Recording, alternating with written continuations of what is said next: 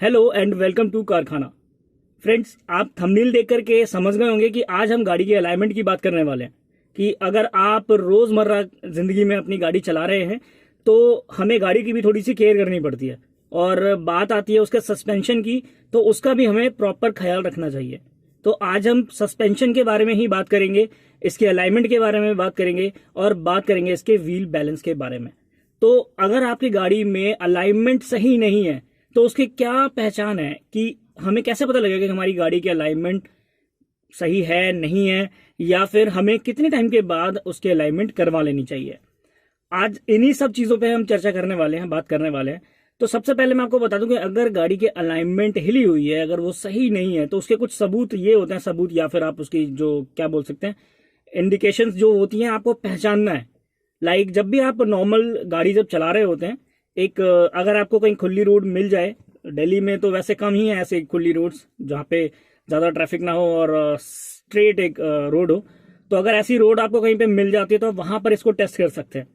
Like आपको क्या करना है, गाड़ी की बहुत ज़्यादा स्पीड नहीं रखनी है, 30-40 की स्पीड रखिए। और गाड़ी जब आप स्पीड एक न्यूट्रल चला रहे हैं या मतलब डायरेक्टली आप स्ट्रेट चला रहे हैं, तो आप कोशिश कीजिए कि आप स्टेयरिंग से अपना हाथ हटा दीजिए। हाथ थोड़ी देर के लिए हटाना है, बहुत ज़्यादा देर के लिए नहीं, उतनी देर के लिए हटाना है ताकि आपको पता चल जाए कि गाड़ी की अलाइनमेंट सही है या नहीं। अगर अलाइनमेंट सही नहीं होगी तो आपकी गाड़ी जो है वो राइट या फिर लेफ्ट एक जगह पे गाड़ी मूव होने लगती है अपने आप, स्टेयरिंग अपने आप हल्का सा घूम जाएगा और गाड़ी लेफ्ट में या फिर राइट में जाने लगती है। और अगर गाड़ी बिल्कुल स्ट्रेट चल रही है तो आप समझ जाइए कि आपको यहाँ पर अलाइनमेंट कराने की कोई ज़रूरत नहीं है अभी। ठीक है, तो आपको ये मेन ध्यान रखना है, वो हम आपको अभी दिखाएंगे। ये रॉबिन की गाड़ी है, मेरा फ्रेंड, जैसे आप उसको जानते ही हैं, मैं अभी दिखा दूंगा। तो आज रॉबिन की गाड़ी में ही, मतलब जैसे रॉबिन ने बोला कि उसको अलाइनमेंट में थोड़ी सी दिक्कत लग रही है, तो हमने कहा ठीक है, एक बार ये चेक भी कर लेंगे और अलाइनमेंट भी करवा लेंगे। ठीक है, तो अब आपको ये बता देते हैं कि अच्छा, दूसरा क्वेश्चन ये होता है इसमें कि अलाइनमेंट हमें करवानी चाहिए तो कितने टाइम में आप करानी चाहिए। देखिए, इसका ना कोई ऐसा कोई स्पेसिफिक टाइम नहीं है कि आपको 5,000 किलोमीटर या 10,000 किलोमीटर के बाद करवानी चाहिए, ऐसा कुछ नहीं है। नॉर्मली जो मैंने आपको टेस्ट बताया, आपको वही टेस्ट करना है। आपको लगता है कि हाँ, गाड़ी बहुत ज़्यादा आउट हो रही है या थोड़ी भी आउट हो रही है, तो अलाइनमेंट कराना ज़रूरी है। क्योंकि अलाइनमेंट अगर सही नहीं होती है ना, तो बहुत सारी चीज़ों पर, हमारी माइलेज, गाड़ी की माइलेज पर भी फर्क पड़ता है और गाड़ी के टायर्स पे भी फर्क पड़ता है। तो हमें ये टाइमली करा लेना चाहिए। अब चाहे वो 1,000 किलोमीटर के बाद हो जाए, चाहे 2,000 किलोमीटर के बाद हो जाए या 10,000 किलोमीटर के बाद हो जाए, बट टाइमली करा लो। और अगर आपको लगता है कि नहीं ठीक है, 10,000 किलोमीटर काफ़ी चल चुकी है, तो अगर जब सर्विस पे गाड़ी देते हो तब आप वहाँ पे अलाइनमेंट अपनी आप करवा भी लेंगे, तो कुछ पैसे लगते हैं, कुछ रुपए लगते हैं और गाड़ी वो सेट हो जाती है। तो ये भी ज़रूरी चीज़ है। तो अभी मैं आपको दूसरी चीज़ भी बता दूं, अगर अब आपको यहाँ पर व्हील, आपको बैलेंसिंग चेक करनी है, व्हील बैलेंसिंग, व्हील्स आपके सही चल रहे हैं नहीं चल रहे हैं, कहीं बबलिंग करके तो गाड़ी नहीं चल रही है, ये सब का भी आपको ध्यान रखना है। उस पर भी टायर पे जोर पड़ता है। अगर आपके व्हील बैलेंसिंग सही नहीं है तो गाड़ी थोड़ा सा बबल होकर चलती है। अगर आप 40-50 की स्पीड पे गाड़ी चलाते हो, स्टेयरिंग छोड़ोगे तो आप देखोगे कि स्टेयरिंग थोड़ा थोड़ा शेक हो रहा होता है। ठीक है, तो ये उसकी पहचान है। अब ये भी जब भी आपको लगता है तब आपको इसको चेक करवा लेना है। ठीक है, दूसरा होता है इसमें सस्पेंशन। सस्पेंशन को भी चेक करना मैं आपको बताऊंगा कि सस्पेंशन को कैसे चेक कर सकते हैं। सस्पेंशन क्या होता है, जिन लोगों को अगर नहीं पता है मैं उन लोगों को बता दूं। सस्पेंशन शॉकर्स होते हैं। लाइक आपने देखे होंगे कि गाड़ी के जो व्हील्स होते हैं उसके ऊपर एक स्प्रिंग लगी होती है, तो वही होते हैं शॉकर्स। उसको हम शॉक ऑब्जर्वर्स भी बोल सकते हैं। वो सही काम करने चाहिए। उसको भी चेक करने का तरीका मैं आपको प्रैक्टिकली दिखाऊंगा। ठीक है, तो थोड़ा सा आगे बढ़ते हैं और रॉबिन को मैं बोलूंगा, एक मिनट में रॉबिन को दिखा दूं जरा।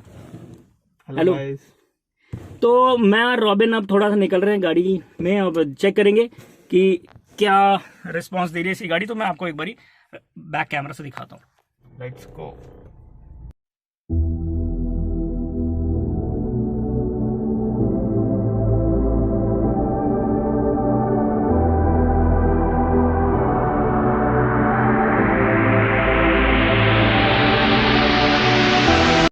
अब आपको दिखा देते हैं कि कैसे जब अलाइनमेंट गई होती है, आउट हो जाती है, तो गाड़ी की परफॉर्मेंस कैसी होती है। यहाँ पर अब रॉबिन को बोलूँगा कि रॉबिन एक बार स्टीयरिंग छोड़ करके गाड़ी थोड़ा चला के देखें कि स्टीयरिंग की क्या पोजीशन रहती है। देखिए, अब आप गाड़ी अपने आप देख रहे होंगे कि यहाँ पे गाड़ी लेफ़्ट में भाग रही है, तो आप ये यहाँ पर देख लीजिए।